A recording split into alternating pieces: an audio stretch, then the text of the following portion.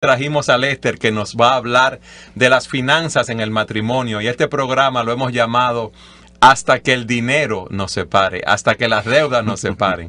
Cómo enfrentar las crisis financieras en el matrimonio. Tú tienes mucha experiencia, Lester, porque estos años has trabajado mucho con matrimonios, y como director del colegio sé que también trabajas con muchos padres, con muchas parejas que tienen diferentes crisis. Y una de ellas son las finanzas en el matrimonio. Tú sabes que hay diferentes puntos de vista de cómo uno debe gastar el dinero. El esposo piensa que debe hacerlo de una manera, la esposa piensa que debe hacerla de otra. ¿Cuánto debo ahorrar? ¿En qué cosas debo gastar el dinero? Quizá el esposo piensa que debe producir mucho y por eso quiere trabajar 12 horas diarias.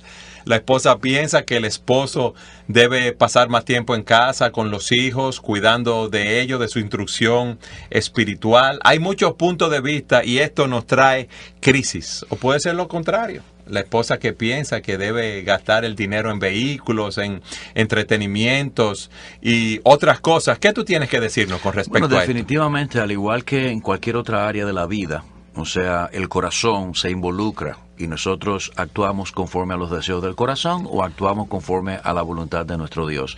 Y la finanza no escapa de esa realidad. Nosotros hemos visto cómo matrimonios durante muchísimos años tienen dificultades porque tienen puntos de vista distintos.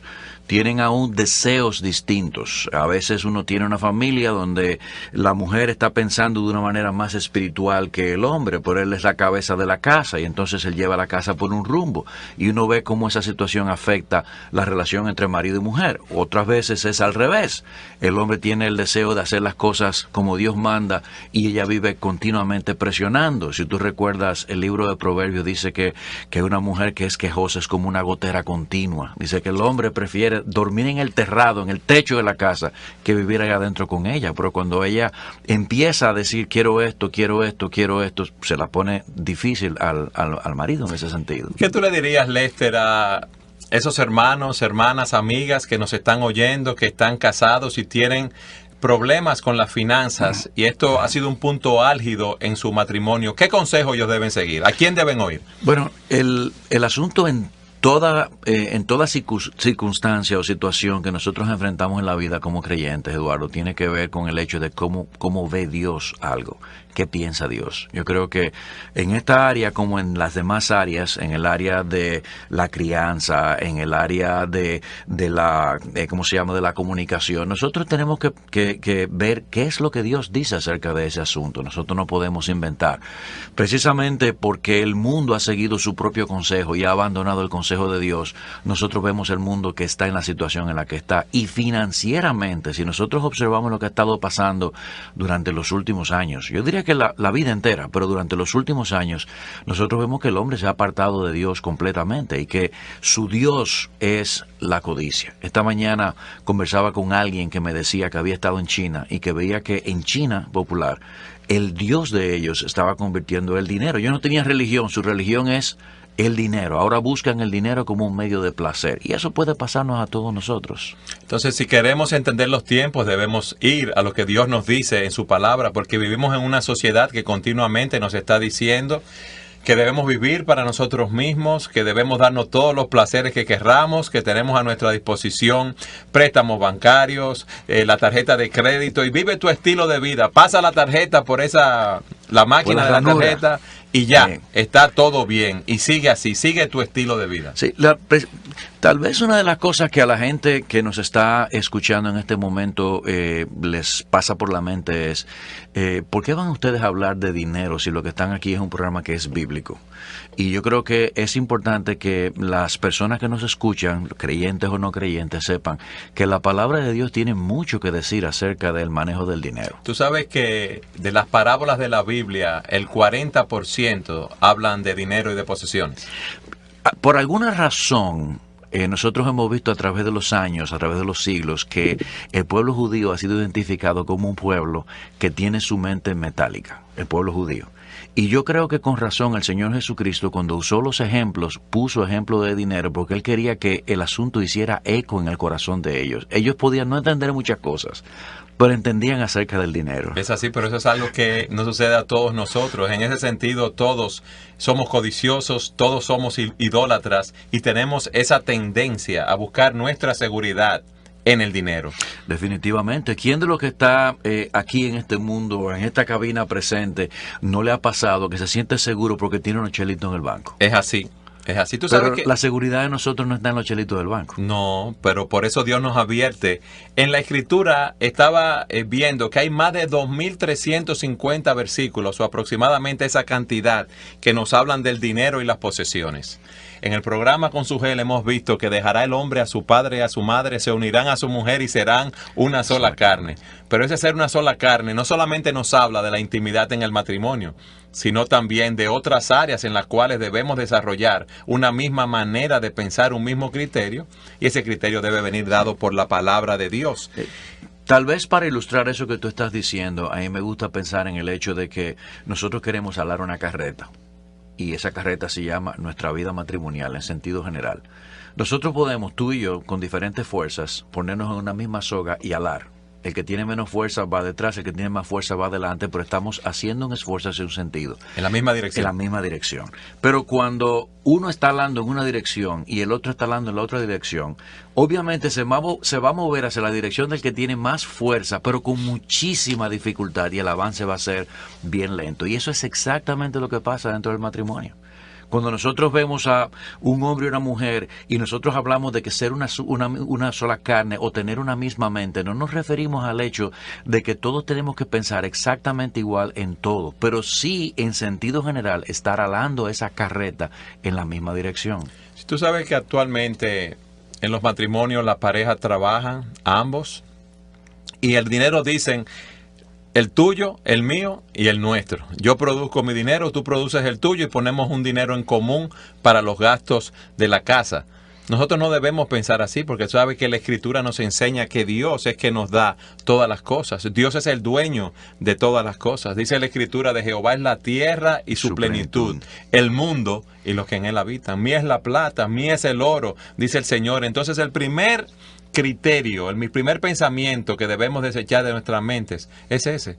Este dinero es mío, este dinero es tuyo. No, todo lo que nosotros tenemos es de Dios y Dios nos lo provee a nosotros en nuestro matrimonio para que con ese dinero, con nuestras vidas, nosotros glorifiquemos a Dios. Decíamos hace un momento atrás que la Biblia habla mucho acerca del dinero. Y Dios hace referencias directas e indirectas. Y el mismo Señor Jesucristo habló acerca del dinero. Pero viene a mi mente ahora que tú estás mencionando eso, el hecho de que Dios le llama la atención por la forma en que el hombre utiliza el dinero cuando lo está usando pensando en sí y no pensando en él y en su obra.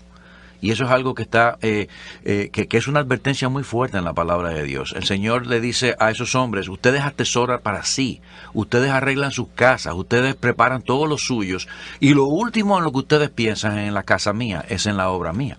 O sea, Dios no es indiferente a cómo la gente utiliza el dinero, que Él lo ve como suyo, como algo que es un préstamo que Él está dando a la gente, para que ellos lo utilicen de una manera sabia, cubriendo sus necesidades y usando el resto para Él. Es que las personas quizás no saben que nosotros somos administradores de los recursos que Dios nos ha dado y debemos administrar esos recursos de una manera sabia. En la Escritura se nos habla de personas que Dios le ha dado diferentes talentos, cantidades de dinero para que lo pongan a producir, pero no para ellos mismos, sino para que lo utilicen para la gloria de Dios. Entonces, nosotros no solamente debemos ver, Lester, que Dios es el dueño de todo y nos da todas las cosas, sino que nosotros somos administradores de los bienes que Dios nos ha dado. De hecho, a mí me gustaría mencionar, y perdona que te interrumpa en este caso en particular, que en la misma creación, cuando Dios dice, hagamos al hombre a nuestra imagen y semejanza, inmediatamente pasa eso. El siguiente versículo dice que Él le dio al hombre la responsabilidad de administrar lo que Él había creado. O sea, Dios estaba haciendo al hombre copartícipe de esa obra de preservación, pero lo estaba poniendo como una persona que tenía la responsabilidad de manejar lo que era de Dios, para Dios.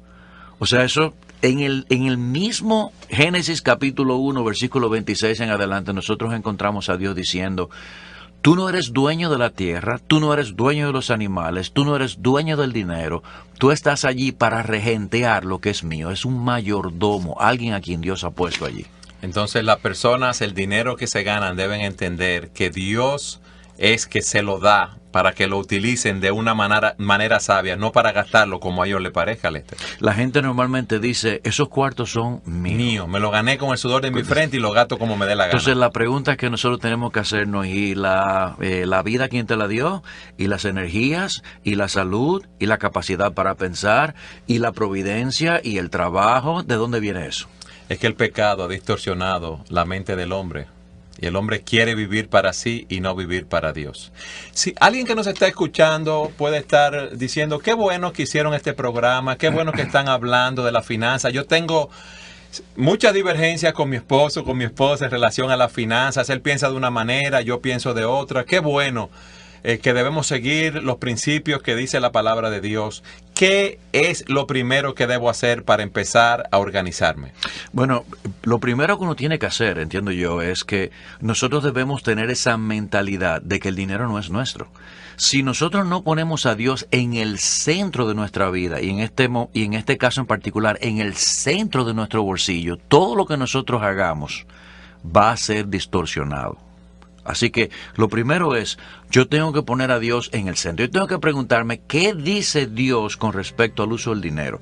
¿Cuáles son las cosas en las que yo debo emplear los recursos que Él me da, que Él me provee y que ahora Él pide que yo los administre?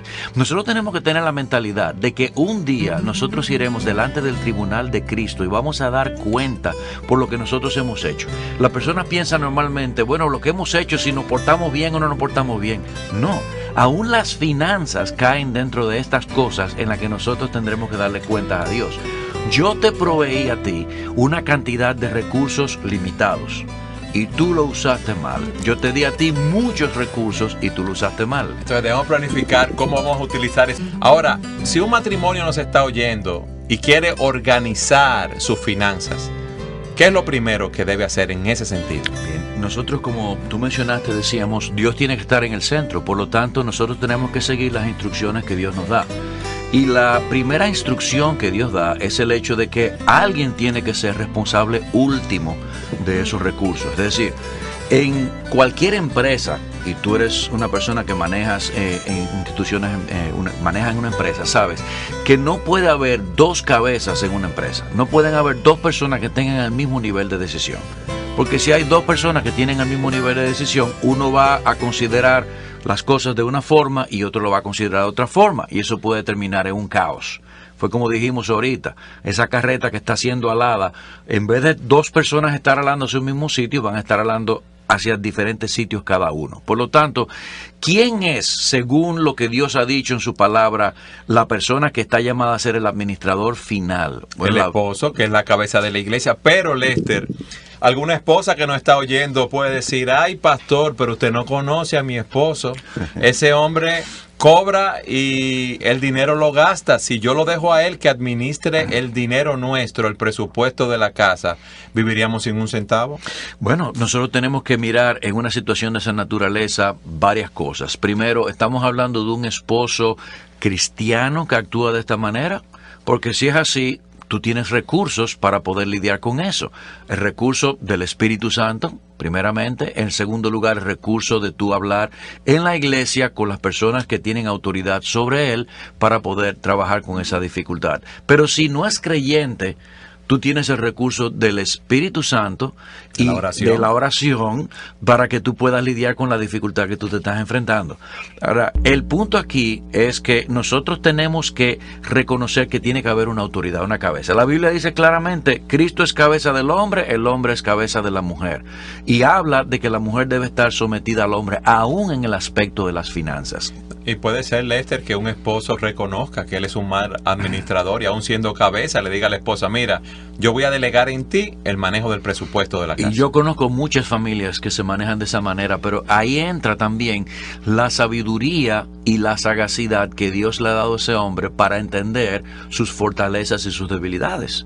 Sin embargo, la responsabilidad última sigue siendo la de él. Aún ella sea la persona a quien él ha delegado para que lleve esa administración, él es quien va a tener que dar cuentas. Quiero traer a la memoria lo que sucedió en el huerto de Edén. En el huerto de Edén, Dios le da una orden a Adán, Eva viene a ser y ella es tentada por la serpiente, ella toma la fruta, dice la escritura que la lleva a su marido y es cuando el marido come que son abiertos sus ojos. Cuando Dios va a dirigirse a ellos, Dios no llamó a Eva y le dijo, Eva, ven acá, ¿qué tú hiciste? Sino que Dios llamó al marido, como cabeza, a Adán como cabeza y le dijo, ¿qué has hecho?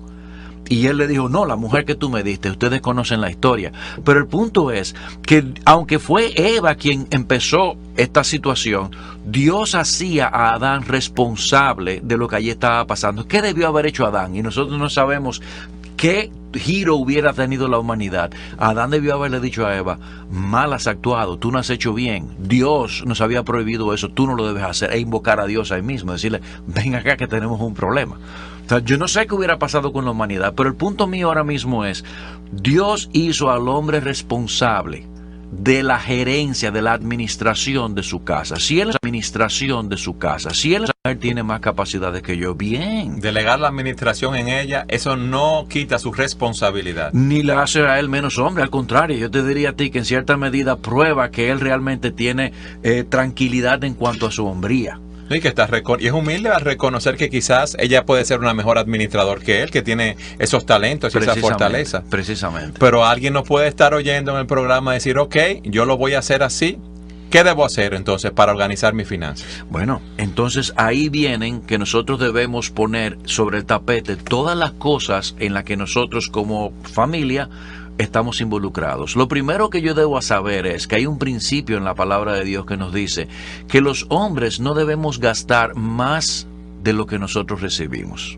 ¿Y cómo yo sé eso? Se preguntará alguien, Lester. ¿Que cómo sabe si gasta más de lo que recibe? Porque la gente sale, paga con la tarjeta aquí, toma un préstamo allí, coge algo a crédito en tal sitio. Si yo estuviera aquí en una consejería personal, yo le diría a la persona que me hace esa pregunta inmediatamente, y a fin de mes tú lo puedes pagar bien. Porque si a fin de mes tú puedes liquidar esa tarjeta, tú estás bien, tú estás gastando menos de lo que tú consumes. Pero si tú cada fin de mes tienes que pasar las 1.500 para tú pagar esos cheles de la tarjeta para que no te caiga el financiamiento, o tienes que financiarte, definitivamente estás gastando más de lo que tú produces. Lester, es bueno que le expliquemos a las personas que nos oyen en Sudamérica, Centroamérica y otros países qué significa las 1.500. Es pasar mucho trabajo, mucho problema para poder pagar la tarjeta de crédito o pagar los compromisos. Tengo que pedirles excusa a tu público tan vasto. Yo tengo un lenguaje muy localista. Entonces, deberíamos hacer un presupuesto, Lester, para planificar los ingresos que tenemos, los egresos que vamos a tener. ¿Cómo alguien prepara un presupuesto? Bueno, nosotros tenemos que, como te decía, saber cuáles son los ingresos que nosotros tenemos. Alguien te puede decir, bueno, yo tengo un salario de tanto mensual, ¿ese es mi ingreso? No necesariamente ese es tu ingreso, porque ese salario de tanto mensual tú vas a tener que considerar todas aquellas prestaciones o impuestos que el gobierno te pone. Tu salario realmente es lo que tú recibes neto en la mano al final. O sea, no es el salario bruto, sino el salario neto.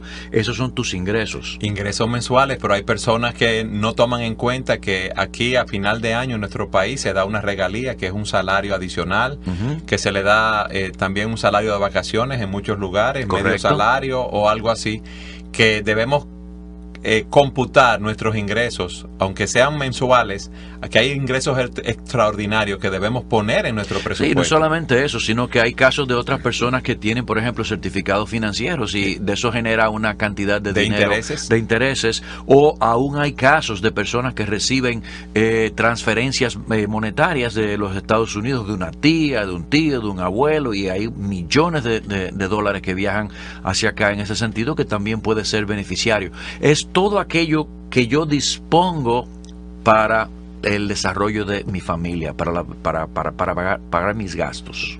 Eso es el ingreso. Entonces alguien puede decir, bueno, ya yo tomo en cuenta todos mis ingresos, la fecha en que entra, lo que yo recibo quincenal, lo que recibo cada 3 meses, lo que recibo cada 6 o una vez al año, y ya empiezo y lo gasto. ¿Eso es así ya? No, no es exactamente así. Aquí entran también los principios de la palabra, y aquí quiero poner una pequeña cuña. Yo en los últimos tiempos he estado leyendo un libro que se llama Radical, es el libro de David Platt, y él plantea allí una filosofía de uso del dinero. Y esa filosofía para mí es interesante, yo creo que es una filosofía escritural. Él decía, no pienses cuánto es lo más que yo puedo gastar con esto que yo tengo aquí, sino piensa con cuánto es lo menos que yo puedo vivir para que me sobre más para yo poder dar para la obra de Dios. Recordemos, dijimos al principio que el dinero es de Dios y que Él nos hace administradores de su dinero. Y cuando nosotros cogemos la mente, el corazón de Dios, Dios quiere que nuestros recursos sirvan para el avance del reino. ¿Para qué es que Dios nos salvó? Dice la Escritura, nos salvó para su gloria. ¿Y qué quiere Él? Que nosotros demos a conocer esa gloria, la demos a conocer a través de nuestras vidas, o nosotros invirtamos de manera que otros puedan llevarla y darla a conocer. Así que cuando yo recibo dinero de mi trabajo y yo tengo gastos que hacer, yo debo decir, ok, ¿con cuánto es que lo menos que yo puedo vivir de manera que yo tenga más para dar para la obra de Dios? Yo sé que es un pensamiento extraño en el mundo de hoy. La pregunta es, ¿cuál sería el orden de prioridades en el cual yo debo gastar mi dinero cuando recibo los ingresos? Ajá. ¿Qué tú nos dirías? Bueno, nosotros tenemos en la Escritura que dice que debemos tener sustento y debemos tener abrigo. ¿Qué es el sustento? Es la comida con lo que yo sostengo la vida mía. Y abrigo, nosotros estamos pensando en abrigo en términos de la casa donde yo vivo, el lugar donde yo vivo con mi esposa y con mis hijos, y las necesidades físicas que ellos puedan tener de ropa y de ese tipo de alimento, cosas. En una casa se paga energía eléctrica, se paga alquiler, los que no tienen casa propia pagan un préstamo bancario, tienen un vehículo, pagan gasolina, seguros, gomas de vehículo, en cosas que las personas normalmente no lo consideran en un presupuesto porque son cosas incidentales, pero que uno debe tenerla en cuenta porque de seguro que van a venir. O sea, tú vas a tener que cambiar goma, tú vas a tener que cambiar la batería, tú vas a tener que cambiar el seguro todos los años del vehículo, tú vas a tener que pagar placa. Todo ese tipo de cosas tú tienes que considerarla en el presupuesto. En tu presupuesto, por supuesto. Entonces me entra el dinero, yo planifico lo que recibo mensual, quincenal, trimestral, cada 6 meses, o lo que recibo una vez al año, lo pongo todo eso en un presupuesto. Tomo los egresos que tengo, todos los gastos que tengo en la casa, y entonces, ¿qué hago? ¿Qué hago con eso? Bueno, yo tengo los ingresos y tengo los egresos, Lester. Generalmente, personas pueden estar diciendo, pero esos egresos míos van a ser mucho mayores que el dinero que me entra. Bueno, ahí, si los egresos tuyos son mayores que el dinero que te está entrando, ahí tú tienes 2 alternativas. La primera alternativa es busca una fuente alterna de ingreso. Eso puede ser. O revisa tu presupuesto y a lo mejor tú estás viviendo por encima de lo que tú debes vivir. Aquí el punto, Eduardo, no se trata de qué es necesariamente, de qué es lo que yo quisiera que sucediera, sino que yo tengo que vivir de acuerdo a la realidad que yo tengo. El problema de nuestro país muchas veces es que las personas quieren vivir según se imaginan que ellos deben vivir y no según la realidad que tienen. Tú nos decías que hay personas que tienen problemas económicos, matrimonios, porque quieren vivir con un estándar muy por encima de sus ingresos. ¿Tú puedes abundar acerca de esto? Claro, yo pienso que eso es un problema que está afectando el mundo entero y la iglesia no está exenta a esa situación. ¿Tú crees que eso es porque estamos siendo bombardeados por la publicidad, por un mercado, una sociedad tan consumista? Yo creo que eso tiene muchísimos factores. O sea, sí hay una publicidad muy fuerte que está diseñada inclusive para apelar a los gustos. Yo estuve hace unos días atrás viendo unos estudios acerca de la publicidad y de cómo la publicidad se encarga de identificar aquellas cosas que pueden producir deseos en el corazón del hombre. O sea, si yo no tengo una casa en tal lugar de tal tipo, un carro de tal tipo, yo no estoy bien. Miren, por ejemplo, los anuncios de perfume. ¿Con qué asocia uno el perfume al día de hoy? Uno asocia el perfume en la mujer y en el hombre con algo que conduce a una relación física entre un hombre y una mujer. Okay. No hay manera de uno asociar el perfume a algo simplemente agradable. Es más, si tú pones una escena donde hay flores, la gente lo ve cursi. Pero ¿con qué se asocia? Una mujer vestida de cierta manera, un hombre que hace clic en los dedos y todo aparece, todo viene, aparecen mujeres, aparece una serie de cosas. ¿Por qué? Porque se han dado cuenta que explotando esa parte negra del alma del hombre, ese deseo del alma del hombre, ellos consiguen vender más. Y lo mismo pasa con las finanzas y todas las Con cosas. todo, con absolutamente todo. Por ejemplo, ¿quién de los que está escuchándonos no quisiera manejar un 300X EL? Okay. Con asientos de Un carro de piel, carro de lujo, que uno se sienta, inmediatamente reconoce que es uno que se está en el asiento, se fuap y se ajusta, y no tengo yo que estar como me pasa a mí, discutiendo con mi mujer de que no me eche el asiento tan para adelante, cada vez que se sube yo me meto. O sea, son cosas que uno dice, wow, si tan solo yo pudiera tener esto. Y de hecho, miren los anuncios de vehículos que salen en los últimos. Un vehículo ya no es un asunto utilitario, es algo que da estatus a la gente. Entonces, ¿qué pasa? Empiezan a venderle a uno ese tipo de cosas. Pero encuentra resonancia porque en el corazón de uno está el deseo. Entonces encuentra resonancia porque si no, no hiciera ningún efecto. Entonces, tú me estás ofreciendo algo que me apela y yo me dejo atraer por eso en la maldad de mi corazón. Trato de adquirirlo aunque no pueda.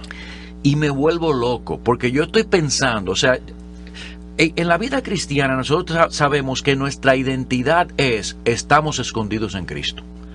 Pero el mundo te está diciendo, no, tu identidad es lo que tú posees. Tu identidad es la apariencia que tú das. Y la gente te ve a ti según lo que tú viste, cómo tú andas, donde tú vives, los viajes que tú te das. Y la gente tiende a sentirse a menos porque no tiene lo que los demás tienen. Los cristianos, nuestra identidad es lo que somos en Cristo. Correcto. El que no es cristiano es lo que tiene, lo que aparenta, la imagen que presenta delante de los demás. Y eso es porque tiene un vacío en su corazón que trata de llenarlo con esas cosas materiales. Y precisamente por eso uno ve que las personas están en este mundo dispuestos a hacer lo que sea. Antes había en la sociedad el sentido de yo soy un hombre de respeto. Hoy en día a las personas no les importa eso. Yo soy un hombre de dinero. Ahora sí. El valor es el dinero. ¿Por qué? Porque eso es lo que le da valía a la gente. No importa cómo lo tenga ese dinero. No importa cómo lo voy a seguir hacia adelante. O sea, las personas están ahora mismo con otros valores. El valor de la honestidad, el valor de la seriedad, eso no existe. Lo que existe es yo tengo, yo poseo, yo tengo bienes, yo tengo una casa en el mejor sitio de resort, yo tengo los mejores carros, yo puedo irme a tal sitio. La gente siente que eso le da valor. Y se mueve por esto. Lo grave del caso es, Eduardo, que eso ha afectado también a la iglesia de Cristo. Eso no es algo a lo que nosotros como creyentes estamos ajenos. Ha afectado a los cristianos. Ha afectado a los cristianos. Nosotros no estamos ajenos a esa realidad. Y esa realidad ha empezado a gobernar cómo nosotros manejamos las finanzas de nuestras casas. Y nosotros no podemos dejar manejar las finanzas de nuestras casas por este tipo de principio. El principio sigue siendo, Dios es el dueño. Él quiere que lo usemos con sabiduría. Él quiere que nosotros tengamos con qué dar con liberalidad, como dice Él en su palabra, o sea, es para dar con liberalidad a los que tienen necesidad para la expansión de la obra y nosotros podamos vivir de una manera modesta, de una manera honrada. Pero nosotros no tenemos derecho a sobregastar lo que nosotros tenemos.